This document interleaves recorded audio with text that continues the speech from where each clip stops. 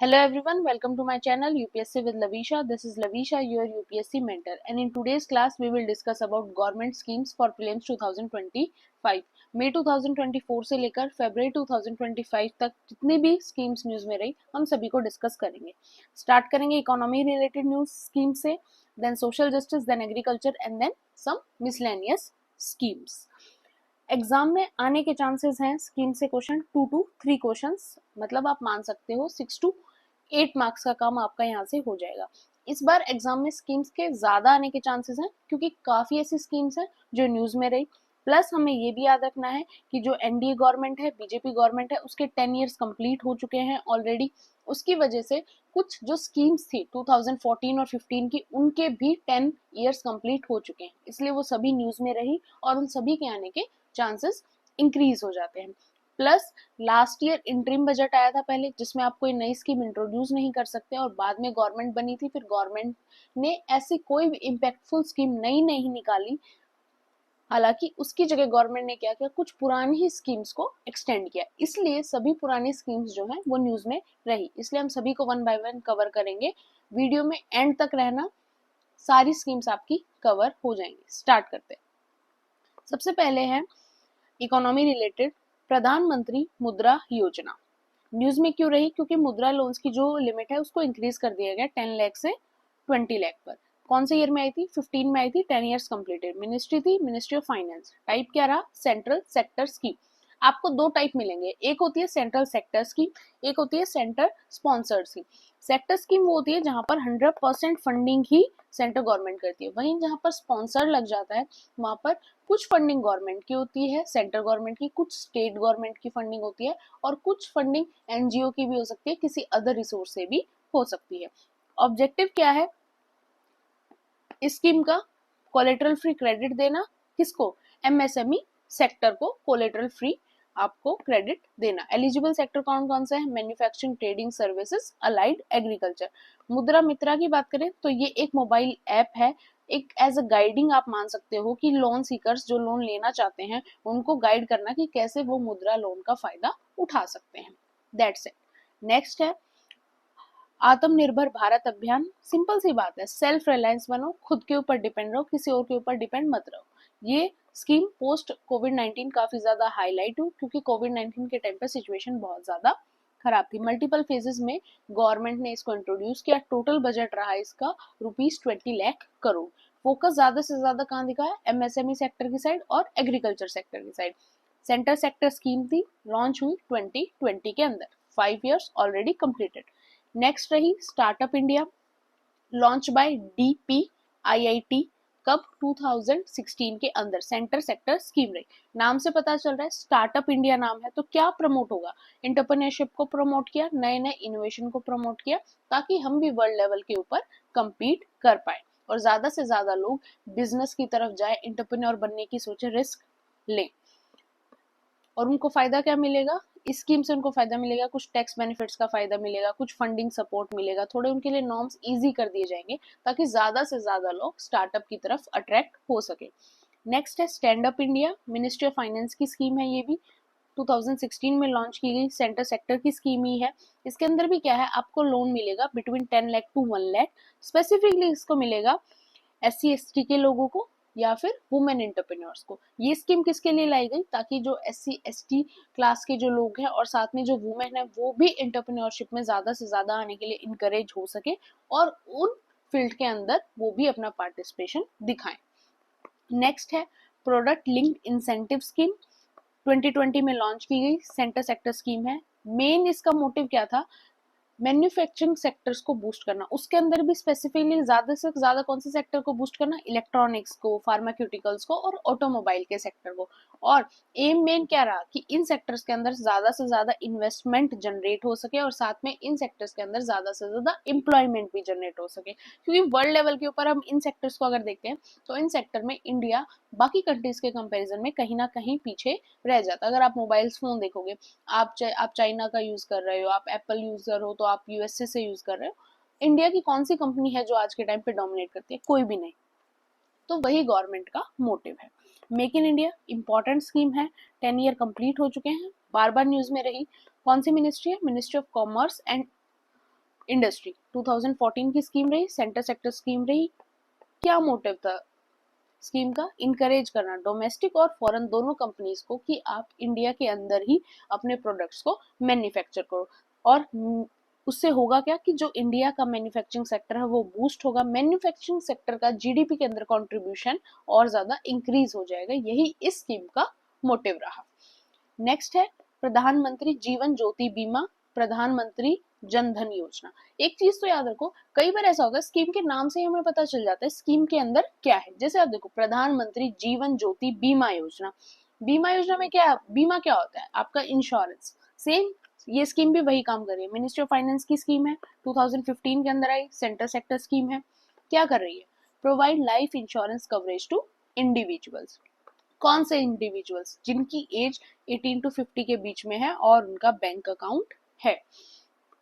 अब ये स्कीम है प्रधानमंत्री जन धन योजना, सेम काम है, मिनिस्ट्री ऑफ फाइनेंस की स्कीम है, 2014 की स्कीम है, सेंटर सेक्टर स्कीम है। क्या इंश्योर कर रही है? Ensure access to financial services for all households. अब देखो नॉर्मली क्या होता है, जो हाउस होल्ड्स होते हैं जो वर्किंग नहीं होते हैं वो बैंक अकाउंट नहीं बनवा पाते थे। क्या होता है, हर बैंक की अपनी लिमिट होती है कि आपको इतने अमाउंट तो अपने बैंक में रखनी पड़ेगी। फॉर एग्जाम्पल HDFC 5000 बोलता है, कोई बैंक 2500 बोलता है। तो वही यहाँ पर क्या बोला गया गवर्नमेंट ने कि हम नियर अबाउट 40 करोड़ जो अकाउंट्स हैं वो जीरो बैलेंस से खोले जाएंगे और साथ में उनको इंश्योरेंस बेनिफिट्स भी देगा। इस तरीके से जो हाउस होल्ड्स हैं वो भी क्या करेंगे, फाइनेंशियल सर्विसेज का फायदा उठा पाएंगे। नेक्स्ट है अटल पेंशन योजना, मिनिस्ट्री ऑफ फाइनेंस की स्कीम है, 15 की स्कीम है, 10 ईयर्स कंप्लीटेड, तीनों स्कीम के 10 साल पूरे हो चुके हैं।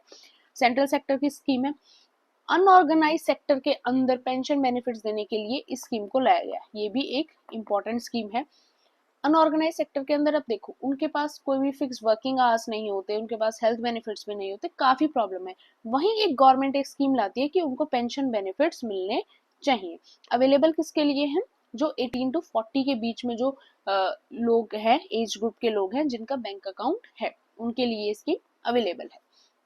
नेक्स्ट है महिला सम्मान savings account, ministry of finance की स्कीम है, 2023 की स्कीम है, सेंट्रल सेक्टर है। इनकरेज क्या कर रही है ये स्कीम? वुमेन के अंदर सेविंग्स को इनकरेज करे कि वुमेन सेविंग कर पाए। अब उनके लिए ऑप्शन क्या है कि देखो पहले के टाइम पे हम क्या करते थे, हमारी भी मम्मी दादी क्या करती थी, कभी भी रसोई के अंदर पैसे जमा करके रखे, तो वो जितने आप जमा करोगे वो उतने होंगे। यहाँ गवर्नमेंट बोल रही है कि आप बैंक अकाउंट के अंदर जमा करो, हम आपको बहुत अच्छा इंटरेस्ट देंगे और इंटरेस्ट को भी क्वार्टरली आपको पे करेंगे। आपकी अमाउंट भी बढ़ती जाएगी और आपकी सेविंग भी एक सेफ जगह पर होती जाएगी। अवेलेबल कहाँ है ये सर्विस? पोस्ट ऑफिस के अकाउंट्स के अंदर। और मिनिमम डिपॉजिट भी गवर्नमेंट ने साथ में बोला आप 1000 रुपए से शुरुआत कर सकते हो, ताकि अगर कोई ज्यादा की सेविंग ना करे तो वो 1000 रुपए से शुरू करे, उसका काम बन जाएगा। नेक्स्ट है गोल्ड मोनेटाइजेशन स्कीम, ये वाली इंपॉर्टेंट है। Gold monetisation scheme ministry of finance की स्कीम है, 15 की स्कीम है, सेंट्रल सेक्टर स्कीम है। सेम ये है सॉवरेन गोल्ड बॉन्ड स्कीम, ये भी मिनिस्ट्री ऑफ फाइनेंस की स्कीम है, 15 की ही है, सेंटर सेक्टर है। इतना दोनों में सेम है। आगे सिर्फ थोड़ा सा फर्क है। इसमें क्या है, mobilise idle gold for productive use, allows individual to deposit gold and earn interest, aim to reduce gold import. यहाँ गवर्नमेंट का एम है कि गोल्ड के ऊपर जो इम्पोर्ट है उसको रिड्यूस किया जाए और साथ में जो लोग हैं इंडिविजुअल्स गोल्ड्स को डिपॉजिट करें और उनसे इंटरेस्ट अर्न करें। यहाँ पर है कि आप फिजिकल गोल्ड को डिपॉजिट कर कर उसके ऊपर इंटरेस्ट लो। और वहीं इस स्कीम के अंदर क्या है, इस स्कीम के अंदर है कि आपको गोल्ड को फिजिकली खरीदने की भी जरूरत नहीं। अब देखो तुम्हें अगर गोल्ड को बैंक में ही रखना है तो तुम फिजिकली खरीदना ही क्यों है? गवर्नमेंट बोलते है तुम फिजिकली मत खरीदो, तुम डिजिटली गोल्ड खरीदो और डिजिटली ही गोल्ड के अंदर ट्रेड करो। उससे तुम्हें इंटरेस्ट भी मिलेगा, गोल्ड की अमाउंट के साथ तुम्हारे भी पैसे बढ़ेंगे और कोई सेफ्टी इशू भी नहीं होगा। तो इसीलिए आप यहाँ पर गोल्ड के अंदर भी ट्रेड कर सकते हो। आप स्टॉक मार्केट के अंदर भी गोल्ड के अंदर ट्रेड कर सकते हो। अगर आपका डीमैट अकाउंट है तो आप चेक भी कर सकते हो, आप इजीली गोल्ड के अंदर कर सकते हो। और ऐसा भी नहीं है कि आपको जो गोल्ड का रेट है उसी से आपको स्टार्टिंग करनी है, you can start from 500 rupees also. Next है revamped distribution sector scheme, ministry of Power की स्कीम है, 2021 की स्कीम है, सेंट्रल सेक्टर स्कीम है। क्या कह रही है स्कीम? सिंपल सा कह रही है कि पावर सेक्टर के अंदर एफिशिएंसी को बढ़ाना है, थोड़ी सी फाइनेंशियल स्टेबिलिटी को लाना है और साथ में क्या करना है, इंफ्रास्ट्रक्चर को अपग्रेड करना चाहती है, जिससे कि क्या हो कि इंफ्रास्ट्रक्चर अपडेट हो, सर्विस डिलीवरी अच्छी हो, जिससे कि क्या होगा, हमारा पावर सेक्टर जो होगा वो भी बूस्ट करेगा। अब ये वाली स्कीम बहुत इंपॉर्टेंट है, हमेशा न्यूज में रहती है, बट अभी तक एग्जाम में पूछी नहीं गई। होप सो इस बार पूछी जाए। मिनिस्ट्री ऑफ एमएसएमई की स्कीम है, 2022 की स्कीम है, सेंट्रल सेक्टर स्कीम है। किसको सपोर्ट कर रही है? आर्टिसंस को और क्राफ्ट्स पीपल को सपोर्ट कर रही है। इसमें गवर्नमेंट क्या कहती है कि अब आर्टिसंस होते हैं, क्राफ्ट्स पीपल होते हैं, उनको हम फाइनेंशियल सपोर्ट देंगे, उनको जरूरत है तो। साथ में मार्केट के अंदर उनको असिस्टेंट देंगे, मार्केट में उनको कोई प्रॉब्लम आ रही है, उनकी मार्केटिंग वगैरह वो चीजें हम देखेंगे। उनको किसी टेक्नोलॉजिकल अपग्रेडेशन की जरूरत है, वो हम प्रोवाइड करेंगे। इससे क्या होगा, इससे एक तो उनका लाइवलीहुड अच्छा होगा, आर्टिसंस का, क्राफ्ट्स पीपल का। साथ में हमारा जो ट्रेडिशनल आर्ट है वो प्रिजर्व रहेगा। जो आर्टिसंस और क्राफ्ट्स पीपल लोग जो हैं वो प्रॉब्लम देखकर अपने फील्ड के अंदर जो वो फील्ड चेंज कर रहे हैं, उसकी वजह से ट्रेडिशनल आर्ट जो है इंडिया के अंदर वो खत्म होता जा रहा है, तो वो भी खत्म नहीं होगा, वो भी प्रिजर्व रहेगा। साथ में उनको लाइवलीहुड भी जो है वो भी इनहेंस हो जाएगा। अब बात करते हैं सोशल जस्टिस रिलेटेड स्कीम्स की। पहली है प्रधानमंत्री आवास योजना। सिंपल सा मतलब पता चल रहा है। आवास का मतलब क्या होता है कि आपके रहने के लिए कोई जगह। न्यूज में क्यों है? क्योंकि गवर्नमेंट ने इसको दोबारा से एक्सटेंड कर दिया है। कितने के लिए? कि गवर्नमेंट अब 3 करोड़ और ज्यादा घर बनाएगी। टाइप क्या है? सेंट्रली स्पॉन्सर्ड स्कीम है। एक तो ये बात याद रखनी है। दूसरी बात क्या है कि ये पूरी स्कीम तो सेंट्रली स्पॉन्सर्ड है, बट इस स्कीम का एक पार्ट, कौन सा part? Credit linked subsidy scheme, इसकी जो सब स्कीम के अंदर आती है वो पूरा सेंट्रली सेक्टर है, वो पूरा सेंटर देख रही है। और बाकी जो चीजें हैं वो सेंट्रली स्पॉन्सर्ड है, वहां पर सेंटर की फंडिंग है, बट कंप्लीटली सेंटर का कॉन्ट्रीब्यूशन नहीं है। इसके अंदर जो है, इस स्कीम को 2 पार्ट्स में डिवाइड किया गया है। एक प्रधानमंत्री आवास योजना अर्बन, एक प्रधानमंत्री आवास योजना ग्रामीण। अब जो अर्बन वाला पार्ट है उसको हैंडल कर रही है ministry of Housing and urban affairs, वहीं जो ग्रामीण वाला पार्ट है उसको हैंडल कर रही है मिनिस्ट्री ऑफ रूरल डेवलपमेंट।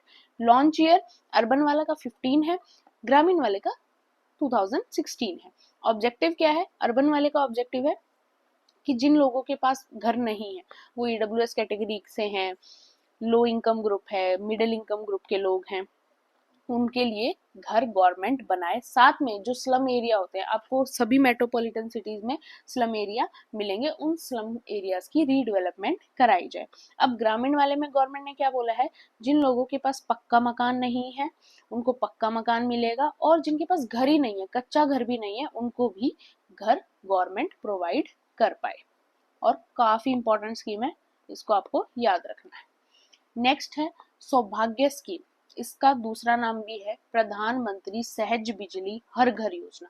अब देखो, दूसरे नाम से पता चल रहा है हर घर योजना। गवर्नमेंट क्या चाहती है कि सभी घरों के अंदर बिजली हो, चाहे वो घर कहीं पर है, चाहे पहाड़ पर है, चाहे रेगिस्तान के अंदर है, चाहे प्लेन एरिया में है, चाहे डेक्कन एरिया में, प्लेट्यू में है, नॉर्थ ईस्टर्न एरिया में, कहीं पर आपके पास बिजली होनी चाहिए। स्कीम किसकी है? मिनिस्ट्री ऑफ पावर की स्कीम है, 2017 की स्कीम है, सेंट्रली स्पॉन्सर्ड स्कीम है, नॉट सेंटर सेक्टर स्कीम है। इंश्योर क्या करती है? सभी घरों में बिजली होनी चाहिए। एम क्या है? कि इंडिया के लास्ट मील तक भी कनेक्टिविटी हो, इलेक्ट्रिसिटी कनेक्शन हो। नियर अबाउट 2.5 हाउस होल्ड को इस स्कीम से बिजली मिले। ज्यादा फोकस कहाँ है? रूरल और रिमोट एरियाज के अंदर। नेक्स्ट है उज्ज्वला योजना। Ministry of petroleum and natural gas की स्कीम है, 2016 की स्कीम है, सेंट्रली स्पॉन्सर्ड स्कीम थी। इसके अंदर क्या है कि सभी बीपीएल हाउस होल्ड है, बीपीएल मतलब बिलो पॉवर्टी लाइन जो है, जो एलपीजी खुद से अफोर्ड नहीं कर पाते, क्योंकि आज के टाइम पे सिलेंडर एलपीजी कनेक्शंस बहुत महंगे हैं, उनको उनको एलपीजी कनेक्शंस प्रोवाइड किए जाएं। उसके लिए गवर्नमेंट का टारगेट क्या था कि near about 8 crore free LPG connections इस स्कीम के अंडर दिए जाएं। इससे क्या प्रमोट होगा? Clean cooking, fuel usage, environment के लिए भी अच्छा, उन हाउस होल्ड्स के लिए भी अच्छा।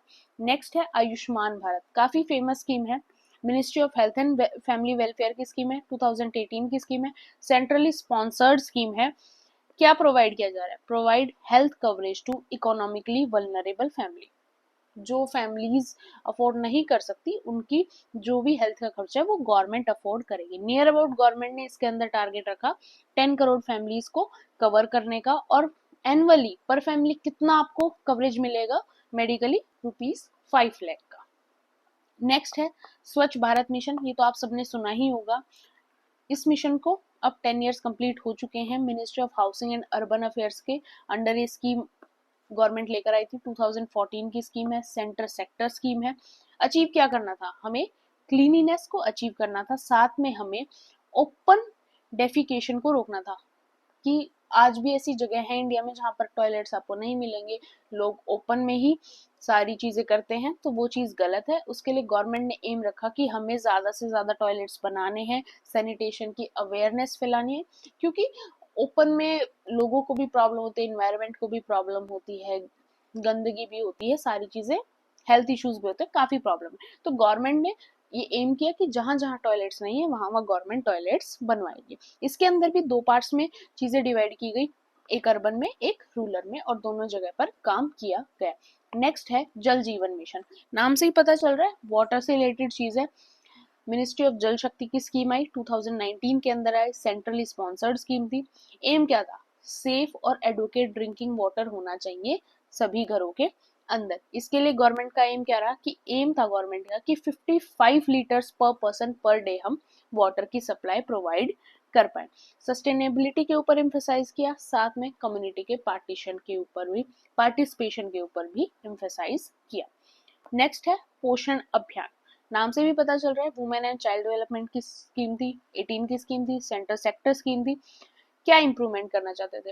हमारे इंडिया में काफी बार ऐसा होता है कि जो प्रेग्नेंट वुमेन होती है उनका मिसकैरेज हो जाता है due to lack of nutrition. कई बार ऐसा होता है न्यूबॉर्न बेबी होते हैं, होते ही उनकी डेथ हो जाती है बॉर्न होते ही, या फिर ऐसा होता है कि विद इन 1 और 2 मंथ्स उनकी डेथ हो जाती है। रीजन क्या मिलता है? लैक ऑफ न्यूट्रिशन रीजन होता है, एनीमिया रीजन होता है। तो ये सारे रीजन गवर्नमेंट रोकना चाहती है, और गवर्नमेंट चाहती है कि न्यूट्रिशन की वजह से, लैक ऑफ न्यूट्रिशन की वजह से किसी की डेथ ना हो, किसी की हेल्थ खराब ना हो। इसीलिए इसके अंदर क्या टारगेट किया गया कि हम न्यूट्रिशन प्रोवाइड करेंगे, उसके लिए गवर्नमेंट फंडिंग देगी, और वेरियस न्यूट्रिशन रिलेटेड स्कीम्स को भी इसके साथ जोड़ा गया। नेक्स्ट है समग्र शिक्षा अभियान।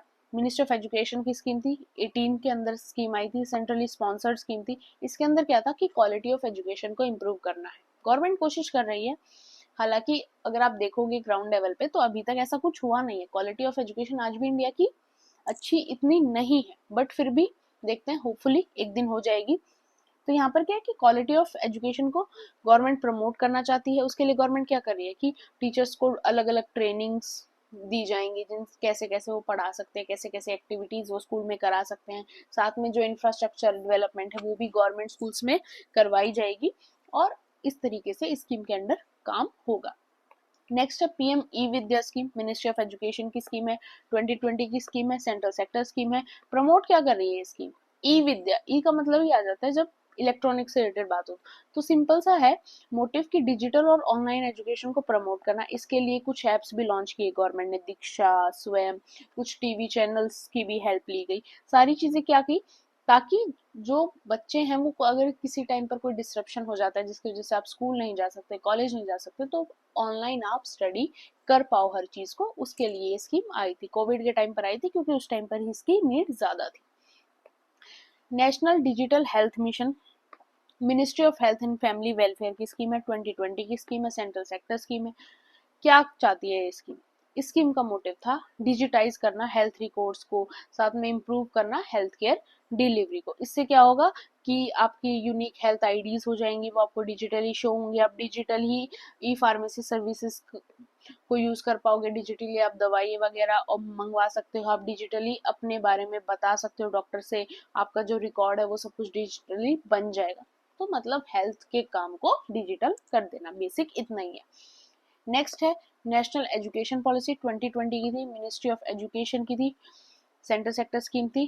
क्या ट्रांसफर करना चाहते थे? गवर्नमेंट चाहती थी कि हम एजुकेशन सिस्टम को 21st सेंचुरी की नीड के अकॉर्डिंग ट्रांसफॉर्म कर दे, और साथ में मल्टीलिंगुअलिज्म की जो एजुकेशन है वो आपको सभी लैंग्वेजेस के अंदर बहुत अच्छी तरीके से मिल सके। इस स्कीम के ऊपर काम चल रहा है, कॉलेजेस में कुछ डिफरेंसेस आ चुके हैं, स्कूल लेवल के ऊपर भी डिफरेंसेस आ जाएंगे, और इस तरीके से ये सारी स्कीम प्रोसीड हो रही है। 5 ईयर्स इसको भी ऑलरेडी कंप्लीट हो चुके हैं।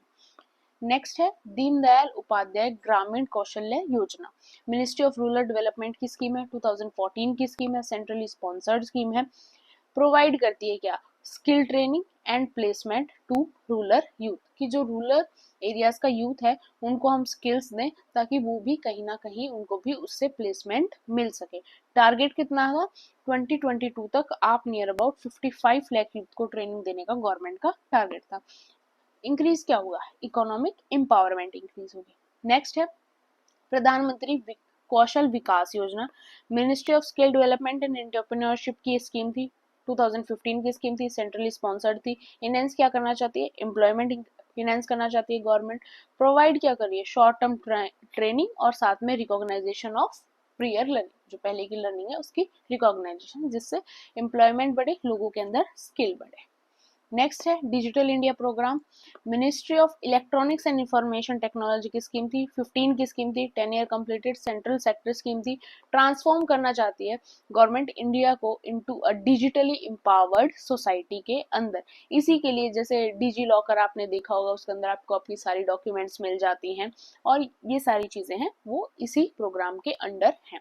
नेक्स्ट है one nation one ration card, ministry of consumer affair food and public distribution की स्कीम है, 2019 की स्कीम है, सेंट्रली स्पॉन्सर्ड है। क्या इंश्योर करती है कि देखो समटाइम्स क्या होता है, अब राशन कार्ड से क्या होता है, आपको जो फूड ग्रेन्स वगैरह वो काफी अफोर्डेबल प्राइसेस पे मिलते हैं। ये चीज किसके लिए जरूरी है?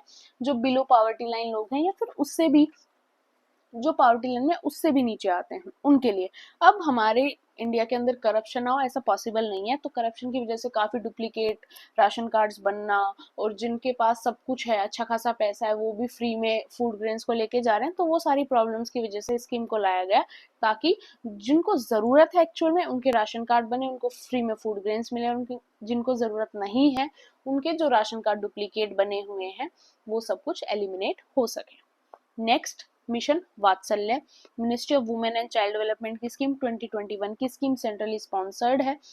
अब नाम से ही पता चल रहा है मिशन वात्सल्य। वात्सल्य को अगर आप हिंदी के कंटेक्स्ट में देखोगे तो वात्सल्य मेनली क्या होता है, हम जिस सेंस में यूज करते हैं हमेशा बच्चों के लिए ही उस चीज को यूज करते हैं। वैसे इट्स अ टाइप ऑफ रस ऑल्सो, बट हम उसको बच्चों के सेंस में यूज करते हैं, तो वो उसी तरीके से हमें देखना है क्या है। Strengthen child protection services and welfare, इसने रिप्लेस किया आईसीपीएस स्कीम को, और इसके अंदर क्या है कि चिल्ड्रन के लिए फाइनेंशियल सपोर्ट मिलेगा in need of care and protection के सेंस में। नेक्स्ट है national social assistant programme, ministry of rural development की स्कीम, 1995 की स्कीम है। स्कीम बहुत पुरानी है बट 30 इयर्स हो चुके हैं आज तक इस स्कीम को इंडिया के अंदर इम्प्लीमेंट किया जाता है। सेंट्रली स्पॉन्सर्ड स्कीम है। इसके अंदर क्या है कि जो एल्डर लोग हैं या फिर विडोज हैं, डिसेबल्स हैं, उनको गवर्नमेंट क्या करेगी, उनको काफी अदर बेनिफिट्स प्रोवाइड करेगी, जैसे पेंशन प्रोवाइड करेगी, कुछ फील्ड्स के अंदर अदर बेनिफिट्स भी उनको देगी। अगर आप देखोगे तो इंडिया के अंदर कोई अगर विडो है तो उसकी पेंशन बन जाती है, उनको कुछ महीने के 2 to 3,000 मिलते हैं। एल्डर्स को भी मिलते हैं जिनकी 60 अबव एज हो जाती है, डिसेबल्ड को भी मिलते हैं। नेक्स्ट है सुकन्या समृद्धि योजना, मिनिस्ट्री ऑफ फाइनेंस की स्कीम है, 15 की स्कीम है, सेंट्रली सेक्टर स्कीम है। क्या मिशन है? Promote savings for the girl child education and marriage. Government चाहती है कि आप गर्ल चाइल्ड की एजुकेशन के लिए पैसे सेव करो, साथ में उनकी मैरिज के लिए भी मैरिज के लिए भी पैसे सेव करो। जैसे मैरिज ज्यादा जरूरी है इंडिया के कंटेक्स्ट में अगर देखें तो गर्ल्स मैरिज के लिए पैसे सेव करना ज्यादा जरूरी है एज कम्पेयर टू एजुकेशन। अब उसके अंदर गवर्नमेंट क्या आपको ऑप्शन दे रही है कि 10 ईयर से कम जिस भी गर्ल चाइल्ड की एज है उसके लिए आप अकाउंट ओपन करो और उसके अंदर कुछ कुछ पैसे जो है वो डालते जाओ। गवर्नमेंट क्या करेगी, आपको बहुत अच्छा इंटरेस्ट रेट देगी, साथ में आपको टैक्स बेनिफिट्स भी देगी। और जब जो लड़की है वो 18 ईयर्स की होगी उसके बाद तक उसकी शादी के लिए और उसकी पढ़ाई के लिए पैसे जमा हो चुके होंगे। नेक्स्ट है एग्रीकल्चर रिलेटेड स्कीम। पहली स्कीम है इंपॉर्टेंट है प्रधानमंत्री फसल बीमा योजना। इसको गवर्नमेंट ने अप्रूव कर दिया है कि ये 2026 तक कंटिन्यूएशन में रहेगी, उसके बाद का गवर्नमेंट बाद में देखती है। 2016 में स्कीम थी ministry of agriculture and welfare के अंडर। किस चीज के लिए थी? फाइनेंशियल सपोर्ट देना है क्रॉप लॉस के लिए, कि अगर किसी भी तरीके से फार्मर की जो क्रॉप है उसका नुकसान हो जाता है तो गवर्नमेंट क्या करेगी, उसको सर्टेन अमाउंट ऑफ मनी देगी ताकि उसके लॉस रिकवर हो सके। कौन कौन सी क्रॉप्स कवर की गवर्नमेंट ने स्कीम के अंडर? फूड क्रॉप्स को कवर किया जिसके अंदर सैरल्स, मिलेट, पल्सेस को, ऑयल सीड्स को कवर किया, साथ में हॉर्टिकल्चर क्रॉप्स और कुछ कॉमर्शियल क्रॉप्स को गवर्नमेंट ने यहाँ पर इंक्लूड किया। कौन कौन से रिस्क की वजह से अगर क्रॉप लॉस होता है तो गवर्नमेंट आपको पैसा देगी? इल्ड लॉस, अगर नेचुरल डिजास्टर की वजह से आपकी क्रॉप लॉस हो गई, किसी डिजीज की वजह से आपकी क्रॉप लॉस हो गई, और किसी वजह से आप सोविंग टाइम पर नहीं कर पाए, मतलब अगर एडवर्स वेदर की वजह से अगर आप सोविंग टाइम पर नहीं कर पाए तो भी आपको 25% क्लेम मिल जाएगा। पोस्ट हार्वेस्ट लॉसेस, अगर आपका हार्वेस्टिंग के बाद लॉस हुआ अप टू 14 डेज के बाद, किसकी वजह से, अनसीजनल रेन की वजह से या साइक्लोन की वजह से, तो भी आपको पैसे मिल जाएंगे। और किस तरीके से, अगर गलती से वाइल्ड एनिमल के अटैक की वजह से आपकी क्रॉप का नुकसान हुआ तो भी आपको पैसे मिलेंगे, बट इस केस में अगर स्टेट परमिट करती है तो ही। ये बात याद रखना, वाइल्ड एनिमल अटैक्स का, अगर नॉर्मल एनिमल का अटैक हुआ तो गवर्नमेंट आपको कुछ नहीं देने वाली, अगर काऊ, बफेलो, डॉग, कैट इनसे कुछ हुआ है तो नहीं। और scheme is exempted from GST, GST का यहाँ पर कोई भी वो रोल नहीं है। नेक्स्ट है 10th anniversary of soil health card scheme मनाई गई। Ministry of agriculture and farmers welfare के अंडर ये स्कीम आई थी, सेंटर स्पॉन्सर्ड स्कीम थी, लॉन्च की गई थी 15 में। क्या था? Provide farmers with soil nutrient status and recommendation for fertiliser use. इस स्कीम के अंडर क्या था कि फार्मर्स को बताया जाएगा कि वो कैसे फर्टिलाइजर्स को यूज करें जो उनकी सॉइल की प्रोडक्टिविटी को भी इंक्रीज करे, उनकी पॉकेट के ऊपर भी ज्यादा वजन ना आए और उनका प्रोडक्शन भी इंक्रीज हो सके।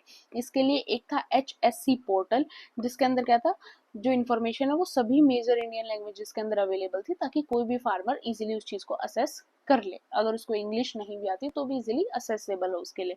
नेक्स्ट था HSC मोबाइल ऐप, जो क्या थी, इजी एक्सेस प्रोवाइड करती है सारी चीजों को, और सैंपल कलेक्शंस वगैरह को भी वहां पर आपको सब कुछ मिलेगी सारी चीजें। और एक था आपका GIS इंटीग्रेशन, इसके अंदर क्या था कि ऑटोमेटिकली आपकी जो जियो मैपिंग है सॉइल सैंपल की वो हो जाएगी, जिससे कि आपका जो सॉइल का एक्यूरेट एनालिसिस है आपको वहां पर पता चल जाएगा। कुछ सब स्कीम्स भी थी जो इसी स्कीम के अंदर इंक्लूड थी, वो कौन कौन सी थी? Village level soil testing lab, दूसरी है school soil health programme. School soil health programme मतलब कि स्कूल्स के अंदर भी सॉइल के बारे में बताया जाएगा बच्चों को कि ऐसे ऐसे आप सॉइल को कंजर्व कर सकते हो, soil is very important for us, उसकी फर्टिलिटी कैसे मेंटेन करनी है, वो सारी चीजें। और एक थी इंटीग्रेटेड विद राष्ट्रीय कृषि विकास योजना के साथ भी इस स्कीम को इंटीग्रेट किया गया। अब ये राष्ट्रीय कृषि विकास योजना जो है वो 2007-8 की स्कीम है आपकी, इसके एग्जाम में आने के चांसेस नहीं है तो यहाँ पर हम कवर नहीं करेंगे। नेक्स्ट है प्रधानमंत्री फसल बीमा योजना, वही है मिनिस्ट्री ऑफ एग्रीकल्चर फार्मर की 2016 की सेंट्रल सेक्टर स्कीम है, फाइनेंशियल प्रोटेक्शन मिलेगा। और प्रीमियम क्या दे रखा है? प्रीमियम है 2% खरीफ क्रॉप के ऊपर, 1.5% रबी के ऊपर और 5% कॉमर्शियल हॉर्टिकल्चर क्रॉप के ऊपर। ये हमने अभी पीछे भी डिस्कस किया था। प्रधानमंत्री किसान सम्मान निधि, PM किसान, शॉर्ट फॉर्म भी आपको पता होनी चाहिए। अगर यहाँ पर सोचो ये नाम ना लिखा है और आपके पास लिखा गया PMFBY और आपका ये तो हमने किया ही नहीं, तो ऐसा नहीं है, शॉर्ट फॉर्म बनाकर देख लेना, बट शॉर्ट फॉर्म भी आपको पता होनी चाहिए। सेंट्रल सेक्टर स्कीम है, ministry of agriculture farmers welfare की स्कीम है, 2019 की स्कीम है। काम क्या है? वही फाइनेंशियल एड देना क्रॉप हेल्थ के लिए, यील्ड की इंप्रूवमेंट और डोमेस्टिक नीड्स को कंप्लीट करना। नेक्स्ट है PM कुसुम, काफी इंपॉर्टेंट स्कीम है, हमेशा न्यूज में रहती है। Ministry of new and renewable energy की स्कीम है, 2019 की स्कीम है, सेंटर सेक्टर स्कीम है। क्या काम है? रिन्यूएबल एनर्जी को प्रमोट करना इरिगेशन के काम में, डीजल पंप्स को रिप्लेस करना, सब्सिडी बर्डन जो है उसको रिड्यूस करना, साथ में गवर्नमेंट्स को क्या प्रोवाइड करना? सोलर पावर के लिए एवेन्यू प्रोवाइड करना, कहाँ पर? बैरन लैंड के ऊपर। इससे कौन कौन इंक्लूड है इसमें? इंडिविजुअल फार्मर हो, चाहे फार्मर प्रोड्यूसर ऑर्गेनाइजेशन हो, कोऑपरेटिव्स हो, पंचायत हो, वाटर यूजर एसोसिएशन, सबको गवर्नमेंट क्या करेगी? सोलर पावर के लिए एवेन्यू प्रोवाइड करेगी, जिनसे कि उनकी भी हेल्प हो, हम रिन्यूएबल एनर्जी की तरफ शिफ्ट ज्यादा हो पाए, नॉन रिन्यूएबल सोर्सेज को थोड़ा कम यूज करें। तो क्या होगा? अगर हम नॉन रिन्यूएबल सोर्सेज को कम यूज करेंगे तो उससे हमारा इन्वायरमेंट भी जो है उसको भी थोड़ी हेल्प मिल जाएगी। नेक्स्ट है PM आशा स्कीम, काफी इंपॉर्टेंट स्कीम है, इसके बारे में यहाँ पर भी काफी लिखा हुआ है, बट फिर भी इसके बारे में थोड़ी सी और डिटेल मैं आपको टेलीग्राम के ऊपर शेयर कर दूंगी, टेलीग्राम का लिंक आपको डिस्क्रिप्शन में मिल जाएगा। अगर आप चाहो तो थोड़ा सा और ब्रीफ में इस स्कीम को देख लेना, क्योंकि काफी इंपॉर्टेंट है एग्जाम पर्सपेक्टिव से। Ministry of agriculture and farmer welfare की स्कीम है, सेंटर सेक्टर स्कीम है। इसके लिए गवर्नमेंट ने अभी भी रिसेंटली बजट के अंदर 35,000 करोड़ का फंड एलोकेट किया है। कब किया है? 15 फाइनेंस कमीशन के बाद, अप टू कब तक? 2026 तक। स्कीम आई कब थी? 2018 के अंदर आई थी। स्कीम का मोटिव क्या था? To control price volatility. अब देखो क्या होता है कि फार्मर्स को हमेशा उनकी ग्रेन्स के अच्छे प्राइस नहीं मिल पाते, कई बार उनकी प्रॉब्लम हो जाती है, कोई और चीज है। तो ये स्कीम जो है वो काफी चीजों को कवर करती है, जिससे कि फार्मर्स को भी बेस्ट प्राइस मिले, गवर्नमेंट को भी अच्छा प्राइस मिल पाए और लोगों का भी फायदा हो पाए। अब इसी स्कीम के अंडर कौन कौन सी सब स्कीम्स इंक्लूडेड है? एक आपकी प्राइस सपोर्ट स्कीम, दूसरी है प्राइस स्टेबलाइजेशन फंड, तीसरा है प्राइस डेफिसिट पेमेंट स्कीम और फोर्थ है आपकी मार्केट इंटरवेंशन स्कीम। और इसी स्कीम का जो ब्रीफ है वो मैं टेलीग्राम पे भी आपको शेयर कर दूंगी। नेक्स्ट है national food security mission. Ministry of agriculture and farmers welfare की स्कीम है, 2007 की स्कीम है, सेंट्रली स्पॉन्सर्ड स्कीम है। इनहेंस क्या करती है? Production of rice, wheat, pulses and course saddle से रिलेटेड है। एम क्या है? प्रोडक्टिविटी और प्रोडक्शन को इंक्रीज करना। इसको हमने एग्रीकल्चर वाले लेक्चर में भी चेक किया था। नेक्स्ट है किसान क्रेडिट कार्ड स्कीम, सिंपल सी है, एग्रीकल्चर फार्मर्स वेलफेयर की स्कीम है, 1998 की स्कीम है, सेंटर सेक्टर स्कीम है। क्या है? Provide short term credit to farmers for cultivation करने के लिए या फिर कुछ अदर नीड्स को फुलफिल करने के लिए। बहुत इजीली क्रेडिट मिल जाता है फार्मर्स को और फ्लेक्सिबल टर्म्स होते हैं, तो जो फार्मर्स है उनको ज्यादा स्ट्रगल नहीं करना पड़ता। नेक्स्ट है प्रधानमंत्री कृषि सिंचाई योजना, सेम मिनिस्ट्री वही है, एग्रीकल्चर एंड फार्मर्स वेलफेयर, 2015 की स्कीम है, सेंट्रल स्पॉन्सर्ड स्कीम है। इनहेंस करना इरिगेशन कवरेज को और एफिशिएंसी को। एम क्या रहा? हर खेत को पानी, कि सभी फील्ड्स को पानी मिल पाए, कोई भी फार्मर पानी की कमी की वजह से अपनी क्रॉप का नुकसान ना करे। नेक्स्ट है ई नाम, national agriculture market, ministry of agriculture and farmers welfare, 2016 की स्कीम है, सेंट्रल स्पॉन्सर्ड स्कीम है। Create a unified national market for agriculture commodity, मतलब ये क्या है? ऑनलाइन आपकी एक जो एग्रीकल्चर मार्केट को क्रिएट किया गया, वहां पर आपको सभी प्राइजेस पता चल जाएंगे, सभी एग्रीकल्चर कमोडिटीज के, फार्मर्स को बहुत हेल्प मिलेगी। वहां पर भी क्या कर सकते हैं फार्मर? अपनी क्रॉप को सेल कर सकते हैं। Provide transparent online trading platform. Next है एग्रीकल्चर इंफ्रास्ट्रक्चर रिफंड, ये यहाँ पर मिनिस्ट्री चेंज है, मिनिस्ट्री ऑफ फाइनेंस की स्कीम है, 2020 की स्कीम है, सेंट्रली सेक्टर स्कीम है। क्या है? वही provide financial support for agriculture infrastructure project. Agriculture के अंदर इंफ्रास्ट्रक्चर प्रोजेक्ट को ये स्कीम टारगेट करती है। गवर्नमेंट का टारगेट है कि अपकमिंग 10 ईयर्स के अंदर गवर्नमेंट इसके ऊपर कितना बजट लगाएगी? Near about ₹1 lakh crore. तो अभी ये स्कीम चल रही है 2030 तक। नेक्स्ट है राष्ट्रीय Gokul mission, ministry of agriculture and farmers welfare की स्कीम है, 2014 की स्कीम है, सेंट्रल सेक्टर स्कीम है। Conservation and development of indigenous bovine breeds. काम क्या है कि इससे क्या होगा कि काफी ज्यादा गवर्नमेंट क्या चाहती है? ब्रीडिंग सेंटर्स को इस्टेब्लिश करे गवर्नमेंट ज्यादा से ज्यादा, जिससे कि जो हमारी इंडिजीनियस ब्रीड्स है उनके बारे में हमें पता चले, और उससे अल्टीमेटली आपका जो मिल्क का प्रोडक्शन है वो भी गवर्नमेंट इंक्रीज करना चाहती है। वैसे भी India is the largest producer of milk in the world, और हम उसको फिर भी हमारे पास अभी भी मिल्क की काफी कमी भी हो और उस फील्ड में काफी स्कोप भी है, तो गवर्नमेंट चाहती है कि वो चीजें और ज्यादा इंक्रीज हो सके। अब कुछ मिसलेनियस स्कीम्स, ये सभी की सभी इंपॉर्टेंट है। पहली है Samarth, scheme for capacity building in textile sector, news में है, एक्सटेंड कर दी गई है 2026 तक। ऑब्जेक्टिव क्या है? Industry align training, skill upskilling in traditional textile sector, sustainable livelihood through wages और सेल्फ एम्प्लॉयमेंट, ये इसका ऑब्जेक्टिव है। मिनिस्ट्री है, मिनिस्ट्री ऑफ टेक्सटाइल है, सेंट्रली स्पॉन्सर्ड स्कीम है, 2017 में फर्स्ट टाइम इंट्रोड्यूस की गई थी। मेनली क्या है? टेक्सटाइल के अंदर लोगों को स्किल देना। स्किप क्या कर रही है? एक्सेप्ट स्पिनिंग और वीविंग, इन दोनों फील्ड में ये स्कीम काम नहीं कर रही है। उससे क्या होगा कि लोगों को एम्प्लॉयमेंट मिलेगा। एम्प्लॉयमेंट कैसे मिल रहा है? 70% प्लेसमेंट एंट्री लेवल के ऊपर, 90% अपस्किलिंग के बाद। और अटेंडेंस रूल क्या रहेगा? 80% मैंडेटरी बायोमेट्रिक अटेंडेंस रहेगी। बायोमेट्रिक मतलब आपके जो फिंगरप्रिंट्स वगैरह हैं वो लेकर आपकी अटेंडेंस होगी, वो आपकी 80% होनी ही होनी चाहिए। नेक्स्ट है स्मार्ट सिटी मिशन, काफी इंपॉर्टेंट है, न्यूज में है, एक्सटेंड कर दिया गया था 2025 तक। Ministry of Housing and urban affairs के अंडर है, 2015 के अंदर ही सबसे पहले इस मिशन को इंट्रोड्यूस किया गया था, सेंट्रली स्पॉन्सर्ड है। फंडिंग इसकी कैसे है? अब स्पॉन्सर्ड है तो 100 करोड़ रुपीस पर city per year government, central government की फंडिंग होगी, बाकी अलग अलग सोर्सेज की फंडिंग यहाँ पर रहेगी। कुछ और स्कीम के साथ इसने इंटीग्रेट भी किया, जैसे आपकी अमृत स्कीम है, आगे डिस्कस करेंगे, और आपकी 3 डे स्कीम है, इसको भी आगे डिस्कस करेंगे। नेक्स्ट है अटल इनोवेशन मिशन 2.0, लॉन्च किया गया 2016 के अंदर। इम्प्लीमेंट किसने किया? नीति आयोग ने। अब देखो नीति आयोग के भी 10 ईयर्स कंप्लीट हो रहे हैं, स्कीम भी काफी पुरानी है, तो ये इंपॉर्टेंट हो जाता है। बजट कितना दिया गवर्नमेंट ने स्कीम के लिए? 2750 करोड़। की प्रोग्राम्स क्या हैं? अटल टिंकरिंग लैब्स बनाई जाए, अटल इंक्यूबेशन सेंटर्स बनाना, मेंटर इंडिया। कुछ ग्लोबल कोलैबोरेशन भी है स्कीम के अंदर, जैसे वीपो का, स्टार्टअप 20 इंगेजमेंट ग्रुप का। एनहेंस क्या करना चाहती है गवर्नमेंट? कंट्री के अंदर इनोवेशन को एनहेंस करना चाहती है, कॉम्पिटिटिवनेस को एनहेंस करना चाहती है। नेक्स्ट है प्रधानमंत्री वन बंधु कल्याण योजना, काफी इंपॉर्टेंट है और इस फील्ड से एक लौती इंपॉर्टेंट स्कीम है। 10 ईयर्स कंप्लीट हुए हैं। क्या चाहती है स्कीम के अंदर government? Quality of life improve, किसमें? ट्राइबल एरियाज के अंदर लाइफ इम्प्रूव हो, ट्राइबल जो लोग हैं उनके अंदर एजुकेशन इम्प्रूव हो, उनको एम्प्लॉयमेंट मिले, उनके लिए इंफ्रास्ट्रक्चर इम्प्रूव हो, और साथ में ट्राइबल कल्चर को भी गवर्नमेंट प्रोटेक्ट करना चाहते हैं। मिनिस्ट्री ऑफ ट्राइबल अफेयर्स के अंदर ये स्कीम है, सेंट्रली स्पॉन्सर्ड स्कीम है, 2014 में लॉन्च की गई थी, एक्सटेंड कर दी गई है 2026 तक।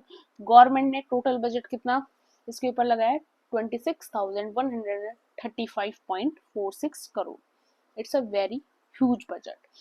कंपोनेंट्स क्या क्या हैं? पीएम आदि आदर्श ग्राम योजना भी इसके अंदर इंक्लूड है।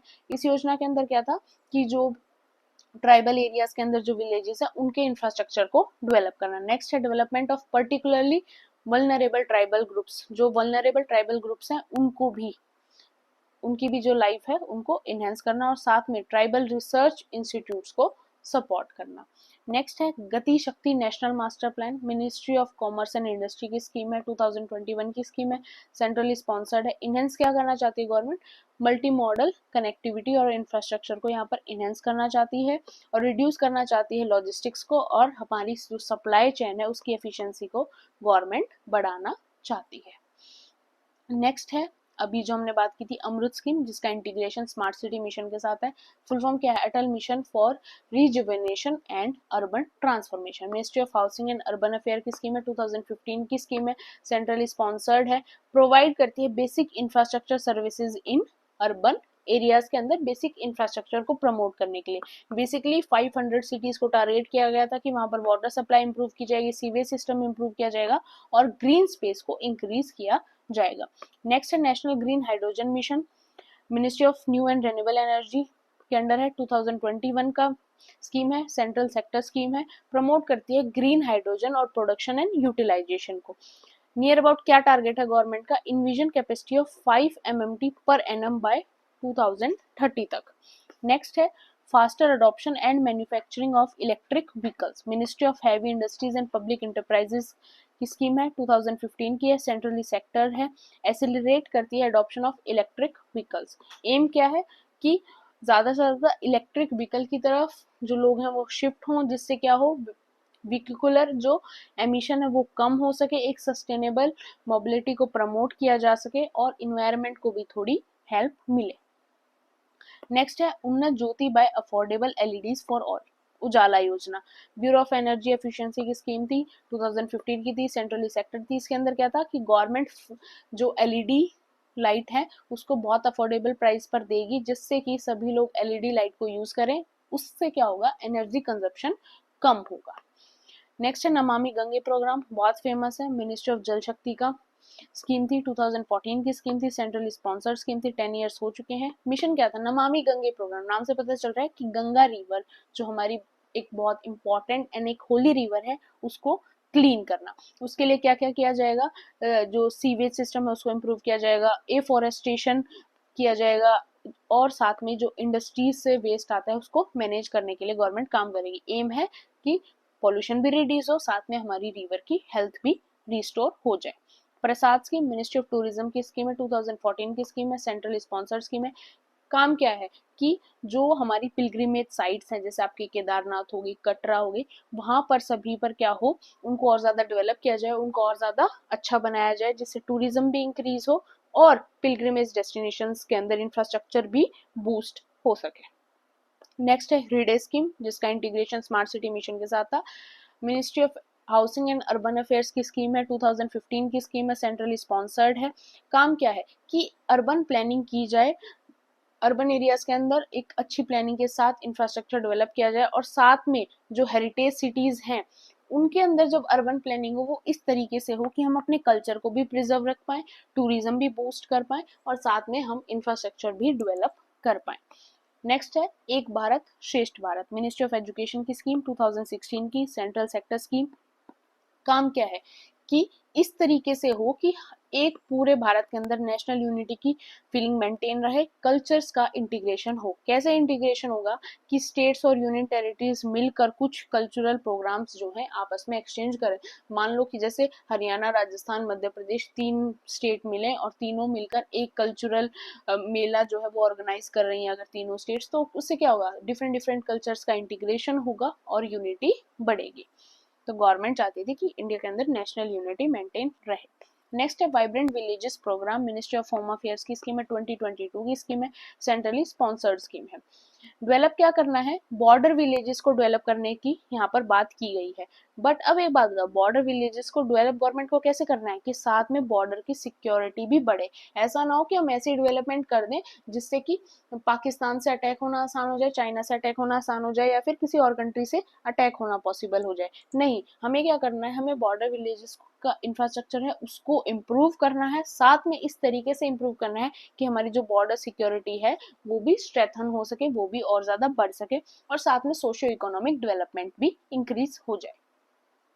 लास्ट स्कीम है बेटी बचाओ बेटी पढ़ाओ स्कीम, सभी को पता होगी। इस स्कीम को भी फाइनली 10 इयर्स हो चुके हैं। 100% central sector centrally funded scheme ये है, मिशन शक्ति के अंडर है, ministry of women and child development इस स्कीम की मिनिस्ट्री है। इम्प्रूव क्या करना है, चाइल्ड सेक्स रेशो को इम्प्रूव करना है, प्रिवेंट करना है जेंडर बेस्ड सेक्स सिलेक्शन को। काफी जगह ऐसी जहां पर आज भी ये चीज होती होगी लीगली, बट हाँ पहले से काफी डिफरेंस इस चीज के अंदर आया है। इंश्योर करना है कि गर्ल चाइल्ड का भी सर्वाइवल हो सके, उसको भी एजुकेशन मिल सके, वुमेन एम्पावरमेंट को इनहेंस करना है, जेंडर इक्वलिटी को इंडिया के अंदर मेंटेन करना है। इस स्कीम को सुकन्या समृद्धि योजना के साथ भी लिंक किया गया। साथ में सबसे पहले किनको टारगेट किया गया, उन 640 डिस्ट्रिक्ट्स को टारगेट किया गया जहां पर जेंडर से रिलेटेड सिचुएशन बहुत ही खराब है।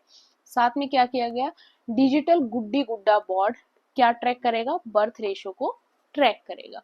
एंड एक चीज और इंक्लूड करेगी, my M my target rewards top girl student.